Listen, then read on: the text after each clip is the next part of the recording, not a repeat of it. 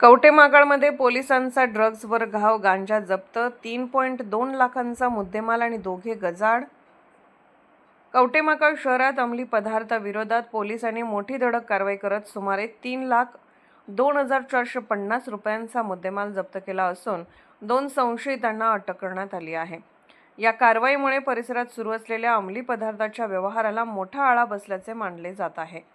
पोलिसांकडून मिळालेल्या माहितीनुसार 4 मार्च 2026 रोजी रात्रीच्या सुमारास स्थानिक गुन्हे अन्वेषण सांगली शाखेच्या पथकाने मिळालेल्या गुप्त माहितीच्या आधारे सापळा रचून संशयित इसमांना ताब्यात घेतले. तपासणी दरम्यान त्यांची नावे इम्रान उस्मान सनदे राहणार झुरेवाडी कवठेमहांकाळ तसेच समीर इब्राहिम नकाशे राहणार 8वी गल्ली जयसिंगपूर या आरोपींकडून सुमारे 2 किलो 828 ग्रॅम वजनाचा गांजा तसेच एक बुलेट मोटरसायकल असा एकूण 3,02,450 रुपये किमतीचा मुद्देमाल जप्त करण्यात आला. या प्रकरणी संबंधित आरोपी विरुद्ध गुन्हा नोंद करण्यात आला असून अंमली पदार्थाची खरेदी, विक्री व वितरण याबाबत पुढील तपास सुरू आहे. आरोपींना न्यायालयासमोर हजर करण्यात आले असून पोलीस प्रशासनाने परिसरात अंमली पदार्थाच्या व्यवहारावर कडक नजर ठेवली असल्याचे स्पष्ट केले आहे. अशा बेकायदेशीर कृत्यांना अजिबात थारा दिला जाणार नाही असा इशाराही पोलिसांनी दिला आहे.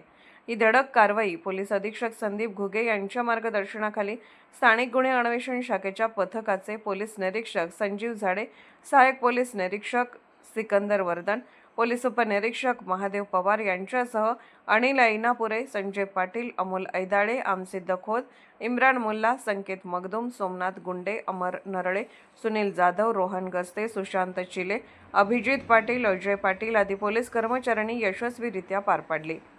या कारवाईबद्दल संबंधित अधिकारी व कर्मचाऱ्यांचे वरिष्ठांकडून कौतुक करण्यात येत आहे.